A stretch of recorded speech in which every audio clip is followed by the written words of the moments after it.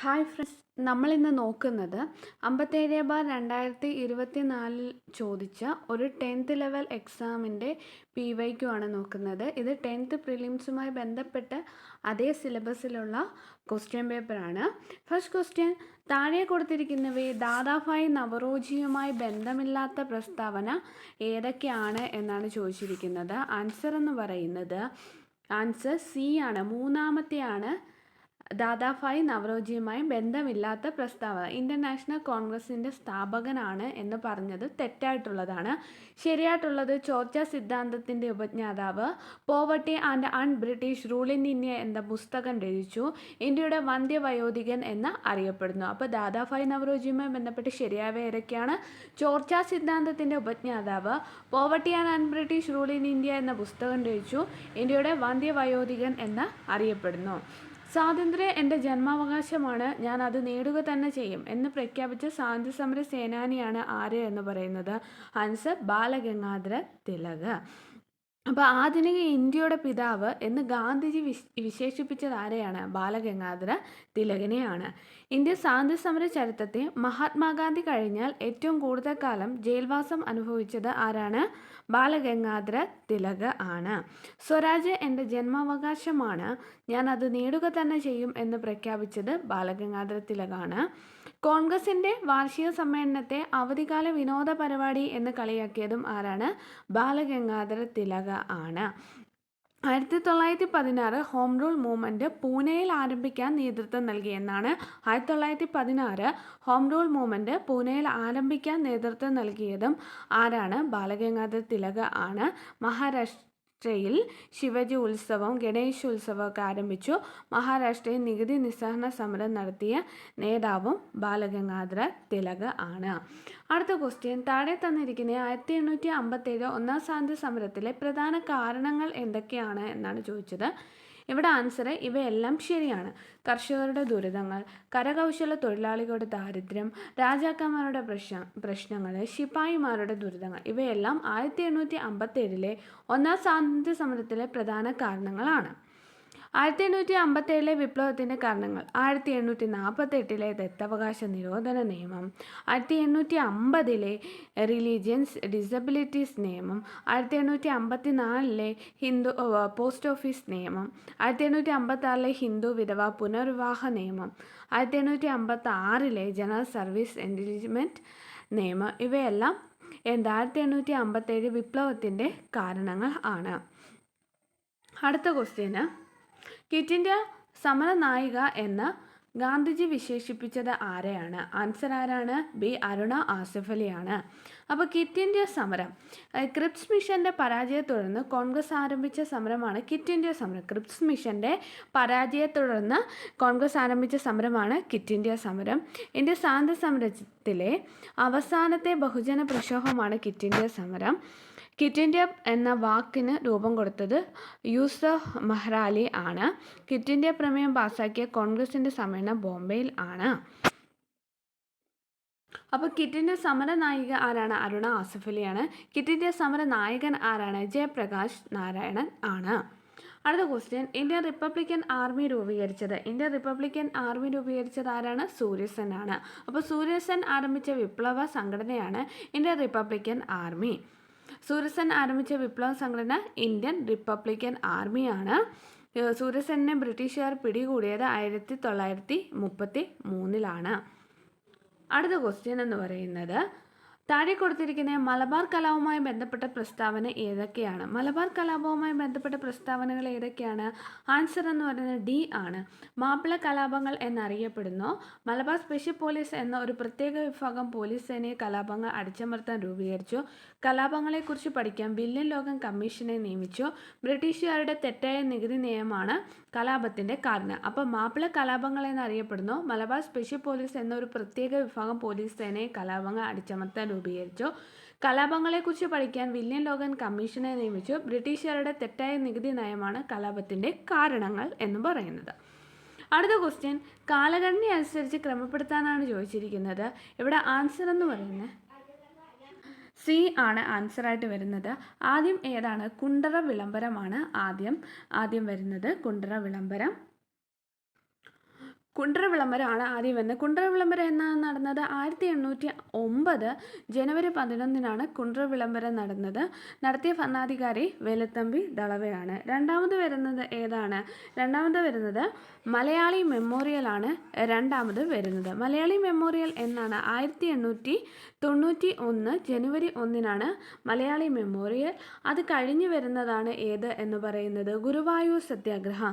ഗുരുവായൂർ സത്യാഗ്രഹമാണ് അത് കഴിഞ്ഞ് വരുന്നത്. ഗുരുവായൂർ സത്യാഗ്രഹം. ലാസ്റ്റ് വരുന്നത് നിവർത്തന പ്രക്ഷോഭം ആണ്. ലാസ്റ്റ് വരുന്നത് ഏതാണ്? നിവർത്തന പ്രക്ഷോഭം ആണ്. അടുത്ത ക്വസ്റ്റ്യന് ചേരുംപടി ചേർക്കാനാണ് ചോദിച്ചത്. ഇവിടെ ആൻസർ എന്ന് പറയുന്നത് ആൻസർ എ ആണ് ആൻസറായിട്ട് വരുന്നത്. അയ്യങ്കാളി സാധുജന പരിപാലന സംഘം, പൊയ്കെ ശ്രീ കുമാര ഗുരുദേവൻ പ്രത്യക്ഷ രക്ഷാ ദൈവസഭ, വാഗ്ഭടാനന്ദ ആത്മവിദ്യാ സംഘം, വൈകുണ്ഠസ്വാമികൾ എന്ന് പറയുന്നത് സമത്വ സമാജം. അയ്യങ്കാളി സാധുജന പരിപാലന സംഘം, പൊയ്കെ ശ്രീ കുമാര ഗുരുദേവൻ പ്രത്യക്ഷ രക്ഷാ ദൈവസഭ, വാഗ്ഭടാനന്ദ ആത്മവിദ്യാ സംഘം, വൈകുണ്ഠസ്വാമികൾ സമത്വ സമാജം. താഴെ കൊടുത്തിരിക്കുന്ന ചട്ടമ്പി സ്വാമികൾ രചിച്ച കൃതി ഏത്? ചട്ടമ്പി സ്വാമികൾ രചിച്ച കൃതിയാണ് ഏത് എന്ന് പറയുന്നത് വേദാധികാര നിരൂപണം ചട്ടമ്പി സ്വാമികൾ രചിച്ച കൃതി ആണ്. അടുത്ത ക്വസ്റ്റ്യൻ എന്ന് പറയുന്നത് വൈക്കം സത്യാഗ്രഹവുമായി ബന്ധപ്പെട്ട് ശരിയായത് ഏത് എന്നാണ് ചോദിച്ചിരിക്കുന്നത്. ആൻസർ ബി ആണ്. 1, 2, 4 സഞ്ചാര സ്വാതന്ത്ര്യത്തിന് കേരളത്തിൽ നടന്ന ആദ്യ പ്രക്ഷോഭമാണ്. ടി.കെ. മാധവൻ നേതൃത്വം നൽകി. മന്നത്ത് പത്മനാഭൻ സവർണ ജാഥ നയിച്ചു. അപ്പോൾ ഇന്ത്യയിൽ അയിത്തത്തിനെതിരായി നടന്ന ആദ്യത്തെ സംഘടിത സമരമാണ് വൈക്കം സത്യാഗ്രഹം. സഞ്ചാര സ്വാതന്ത്ര്യത്തിന് കേരളത്തിൽ നടന്ന പ്രക്ഷോഭത്തിലെ പ്രധാനപ്പെട്ട സമരമാണ് വൈക്കം സത്യാഗ്രഹം. നടന്ന ക്ഷേത്രം വൈക്കം മഹാദേവ ക്ഷേത്രമാണ്. എന്നാണ് വൈക്കം സത്യാഗ്രഹം നടന്നത് എന്ന് ചോദിച്ചാൽ 1924 മാർച്ച് 30 വൈക്കം സത്യാഗ്രഹം നടന്നത്. അവസാനിച്ചത് 1925 നവംബർ 23 ആണ് അവസാനിച്ചത്. വൈക്കം സത്യാഗ്രഹ കാലത്തെ തിരുവിതാംകൂർ ദിവാൻ എന്ന് പറയുന്നത് ടി രാഘവയ്യയാണ്.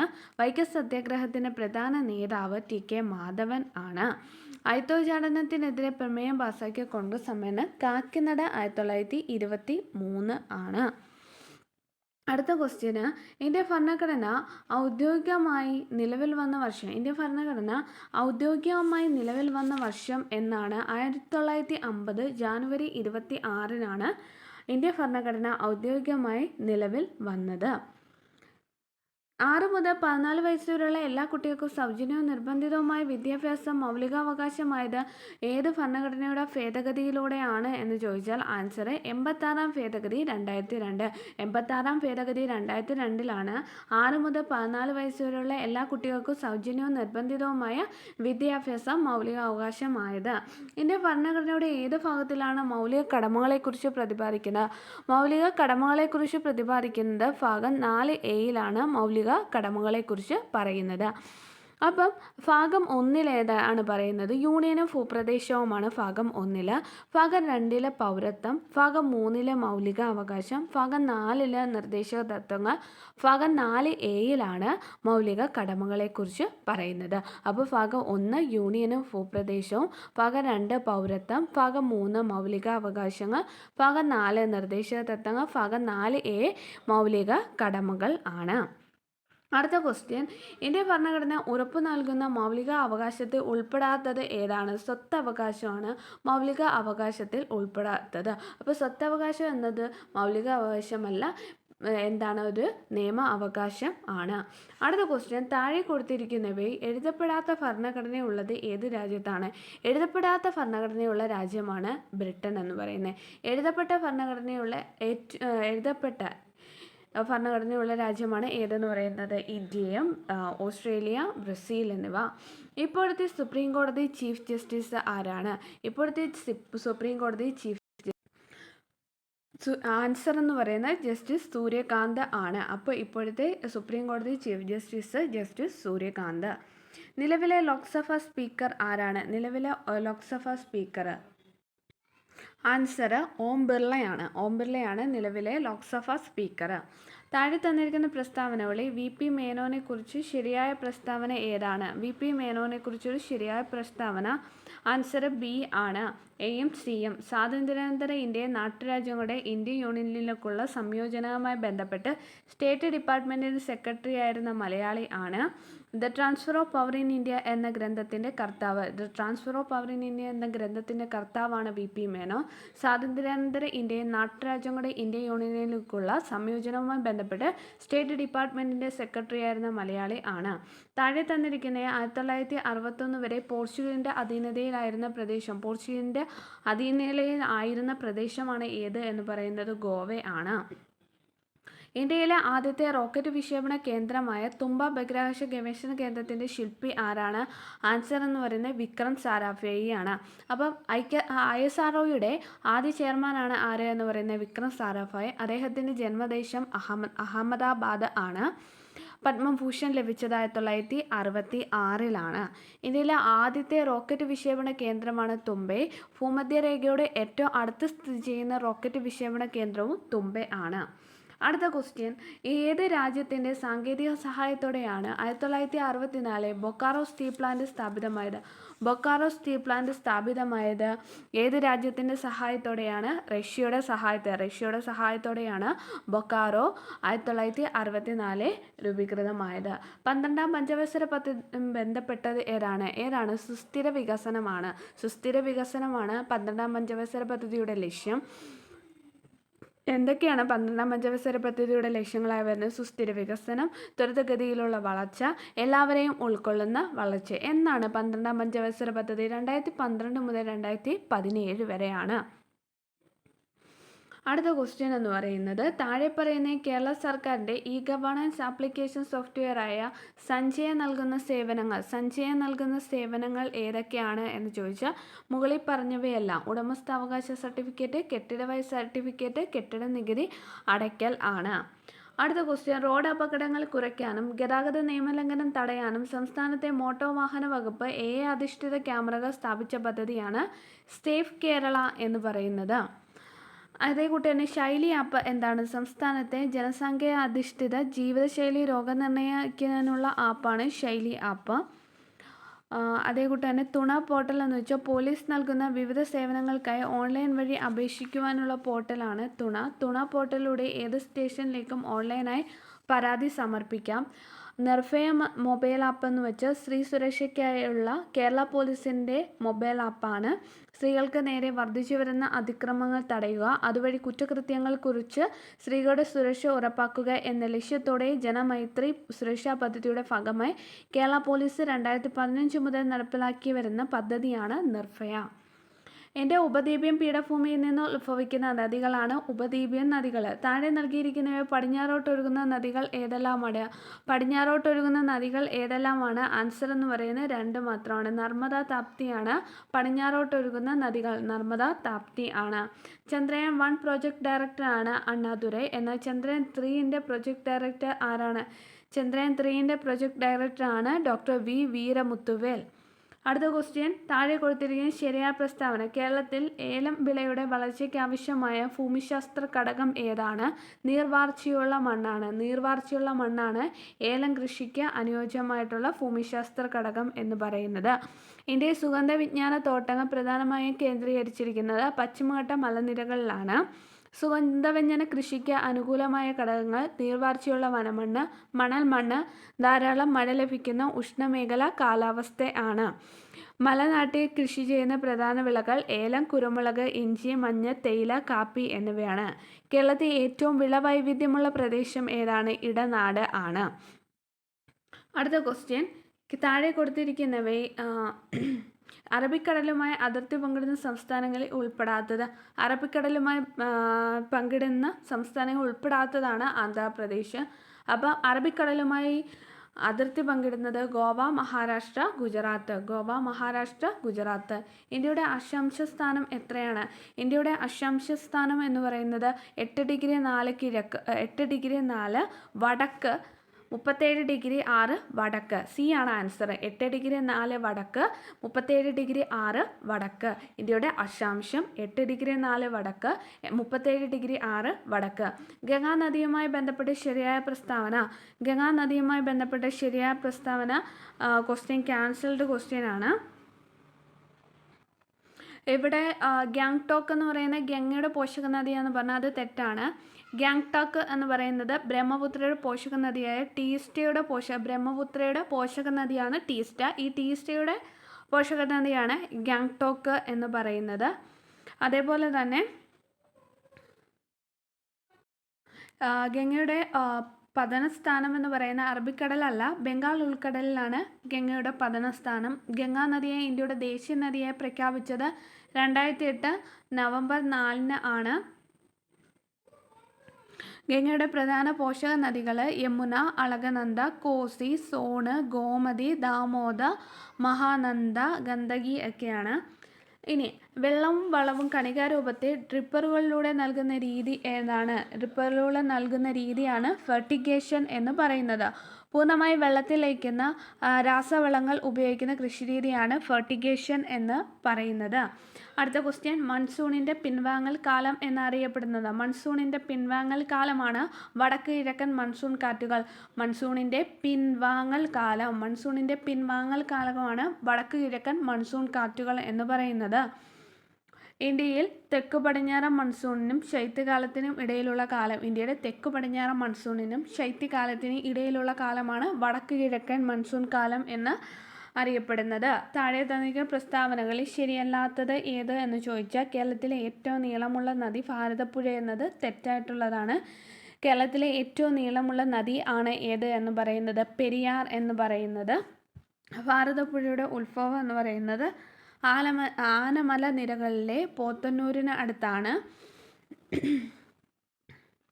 നിള എന്ന പേരിൽ അറിയപ്പെടുന്നത് ഭാരതപ്പുഴയാണ്. ഇനി ഐക്യരാഷ്ട്ര സംഘടന 2023 ഏത് വർഷമായി ആചരിക്കുന്നു? ചെറുധാന്യ വർഷമായിട്ട് ആചരിക്കുന്നു. പെരിയാറിൻ്റെ പോഷക നദികൾ ഏതൊക്കെയാണ്? ആൻസർ 1, 2, 4. മുതിരമ്പുഴ, പെരിഞ്ചാംകുട്ടി ആറ്, കട്ടപ്പനയാറ്.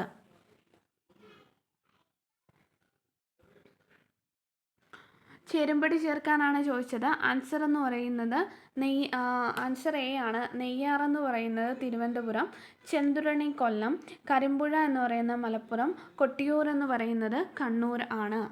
അടുത്ത ക്വസ്റ്റ്യൻ എന്ന് പറയുന്നത് ഇരവികുളം ദേശീയോദ്യാനവുമായി ബന്ധപ്പെട്ട് തെറ്റായ പ്രസ്താവന ഏത് എന്നാണ് ചോദിച്ചിരിക്കുന്നത്. തെറ്റായിട്ടുള്ള പ്രസ്താവന 4 മാത്രമാണ്, ബാക്കി 3 ശരിയാണ്. കേരളത്തിലെ ആദ്യത്തെ ദേശീയോദ്യാനം ഇരവികുളം. വരയാടുകളുടെ സംരക്ഷണ കേന്ദ്രം 1978 നിലവിൽ വന്നു. കേരളത്തിലെ ആദ്യത്തെ ശുചിത്വ പഞ്ചായത്ത് ഏതാണ്? പോത്തുകൽ ആണ്. തണ്ണീർമുക്കം ബണ്ട് നിർമ്മിച്ചിരിക്കുന്ന കായലാണ് വേമ്പനാട്ട് കായൽ എന്ന് പറയുന്നത്. മുതിരമ്പുഴയാറിൽ സ്ഥിതി ചെയ്യുന്ന കേരളത്തിലെ ജലവൈദ്യുതി നിലയങ്ങൾ ഏതെല്ലാമാണ്? മുതിരമ്പുഴയാറിൽ സ്ഥിതി ചെയ്യുന്ന ജലവൈദ്യുതി നിലയങ്ങൾ ഏതൊക്കെയാണ്? ആൻസർ 1 മാത്രമാണ്. പള്ളിവാസൽ, ചെങ്കുളമാണ്. മുതിരമ്പുഴയാറിൽ സ്ഥിതി ചെയ്യുന്ന ജലവൈദ്യുത പദ്ധതികളാണ് പള്ളിവാസൽ, ചെങ്കുളം. അടുത്ത ക്വസ്റ്റ്യൻ, കേരളത്തിലെ തീരപ്രദേശത്തിൻ്റെ പ്രത്യേകതകൾ താഴെ തന്നിരിക്കുന്നത് ശരിയായവ കണ്ടെത്താനാണ് ചോദിച്ചിരിക്കുന്നത്. ആൻസർ എന്ന് പറയുന്നത് സി ആണ്, 1 മാത്രമാണ്. ഉപ്പുരസമുള്ള എക്കൽ മണ്ണാണ് കേരളത്തിലെ തീരപ്രദേശത്തിൻ്റെ ശരിയായിട്ടുള്ള പ്രസ്താവന എന്ന് പറയുന്നത്. ഇന്ത്യ വിദ്യാലയങ്ങളിലെ ഉച്ചഭക്ഷണ പദ്ധതി ആദ്യമായി നടപ്പിലാക്കിയ സംസ്ഥാനം ഏതാണ്? ആൻസർ തമിഴ്നാട് ആണ്. താഴെ എഴുതിയവയിൽ നിന്ന് ശരിയായ ജോഡി കണ്ടെത്താനാണ് ചോദിച്ചിരിക്കുന്നത്. ഇവിടെ ആൻസർ എന്ന് പറയുന്നത് സുന്ദർബൻ ഡെൽറ്റ എന്നത് ശരിയായിട്ടുള്ളത് ആണ്. അടുത്ത ക്വസ്റ്റ്യൻ, ഡിസംബർ 1 ദുബായിൽ നടന്ന COP28 ഉച്ചകോടി ഏത് വിഷയവുമായി ബന്ധപ്പെട്ടതാണ്? ആൻസർ എന്ന് പറയുന്നത് കാലാവസ്ഥാ വ്യതിയാനമാണ്. ഇന്ത്യ ഭരണഘടനയിൽ ഉൾപ്പെടുന്ന മൗലിക കർത്തവ്യങ്ങളുടെ എണ്ണമാണ് 11. കേരളത്തിലെ ആദ്യത്തെ തീവണ്ടി യാത്ര ഏതെല്ലാം സ്ഥലങ്ങളെ ബന്ധിപ്പിച്ചായിരുന്നു? ആൻസർ എന്ന് പറയുന്നത് തിരൂർ ടു ബേപ്പൂർ വരെയാണ്. അപ്പോൾ ഇന്ത്യ ഭരണഘടനയിൽ ഉൾപ്പെടുത്തിയ മൗലിക കർത്തവ്യങ്ങളുടെ എണ്ണം 11. കേരളത്തിലെ ആദ്യത്തെ തീവണ്ടി യാത്ര തിരൂർ ടു ബേപ്പൂർ ആണ്. ലാക്ടോമീറ്റർ താഴെ പറയുന്ന ഏതുമായി ബന്ധപ്പെട്ടിരിക്കുന്നത്? ലാക്ടോമീറ്റർ എന്ന് പറയുന്നത് ഏതുമായി ബന്ധപ്പെട്ടിരിക്കുന്നു എന്ന് വെച്ചാൽ ആൻസർ പാല് ആണ്. UK, ഇന്ത്യ, കെനിയ എന്നീ 3 രാജ്യങ്ങളുടെ പ്രത്യേകത എന്താണ്? UK, കെനിയ, ഇന്ത്യ എന്ന് പറയുന്നത് എന്താണ്? കോമൺവെൽത്ത് രാജ്യങ്ങൾ ആണ്. ഹരിതഗൃഹ വാതകങ്ങളിൽ പെടാത്തത്, ഹരിതഗ്രഹ വാതകങ്ങളിൽ പെടാത്തത് നൈട്രജൻ ആണ്. ഹരിതഗ്രഹ വാതകങ്ങളിൽ പെടാത്തത്. INA-യുമായി ബന്ധപ്പെട്ട നേതാക്കൾ സുഭാഷ് ചന്ദ്രബോസ്, ക്യാപ്റ്റൻ ലക്ഷ്മി. സുഭാഷ് ചന്ദ്രബോസും ക്യാപ്റ്റൻ ലക്ഷ്മിയുമാണ് INA-യുമായി ബന്ധപ്പെട്ട നേതാക്കൾ എന്ന് പറയുന്നത്. അസ്ഥിയുടെ ആരോഗ്യത്തിന് അത്യന്താപേക്ഷിതമായ ജീവകം ഏത്? അതിൻ്റെ കുറവ് മൂലമുണ്ടാകുന്ന രോഗം ഏതാണ്? ജീവകം D ആണ്. കുറവ് മൂലം ഉണ്ടാകുന്ന രോഗമാണ് കണ എന്ന് പറയുന്നത്. ബിരിപ്പ്, മുണ്ടകൻ, പുഞ്ച എന്നിവ കേരളത്തിലെ ഏത് കാർഷിക വിളയാണ്? നെല്ല് ആണ്. കേരളത്തിലെ കടുവാ സംരക്ഷണ കേന്ദ്രങ്ങളിൽ ഒന്നാണ് പറമ്പിക്കുളം. പറമ്പിക്കുളം നിലവിൽ വന്നത് 1973 കേരളത്തിലെ രണ്ടാമത്തെ ടൈഗർ റിസർവ് ആണ് പറമ്പിക്കുളം എന്ന് പറയുന്നത്. അടുത്ത ക്വസ്റ്റ്യൻ, താഴെ തന്നിരിക്കുന്നവ പ്രസ്താവനകൾ പരിശോധിച്ച് ഏതെല്ലാം ശരിയായിട്ടുള്ളത് ഏതൊക്കെയാണ് എന്നാണ് നോക്കുന്നത്. ആൻസർ എന്ന് പറയുന്നത് A ആണ്. 1, 2, 3 ശരിയാണ്, 4 തെറ്റാണ്. മനുഷ്യരത്തെ പദാർത്ഥ സംവഹനം നടത്തുന്ന രക്തപര്യന വ്യവസ്ഥയാണ്. രക്തപര്യന വ്യവസ്ഥയിലെ പ്രധാന ഭാഗങ്ങളാണ് ഹൃദയവും രക്തക്കുഴലും. മനുഷ്യരത്തിലെ വിവിധ പ്രവർത്തനങ്ങളെ നിയന്ത്രിക്കുകയും ഏകോപിപ്പിക്കുകയും ചെയ്യുന്നത് നാഡീവ്യവസ്ഥയാണ്. അടുത്തത്, പരിസ്ഥിതി സൗഹാർദ്ദപരമായ കീടനിയന്ത്രണ മാർഗങ്ങളിൽ ഉൾപ്പെടാത്തത് ഏതെന്നാണ് ചോദിച്ചത്. ഉറുമ്പുപൊടി ആണ്. വേരുകൾ വായുവിലേക്ക് വളരുന്ന രീതിയിൽ സസ്യങ്ങളെ വളർത്തി പോഷകലായനികൾ വേരിലേക്ക് സ്പ്രേ ചെയ്യുന്ന കൃഷിരീതി ഏതാണ്? ആൻസർ എന്ന് പറയുന്നത് ഏതാണ് കൃഷിരീതി? ആൻസർ A ആണ്. എയറോപോണിക്സ് ആണ്. ദൃശ്യപ്രകാശം അതിൻ്റെ ഘടകവർണ്ണങ്ങളെ വേർതിരിക്കുന്ന പ്രതിഭാസം ഏത് എന്ന് വെച്ചാൽ പ്രകീർണനം ആണ്.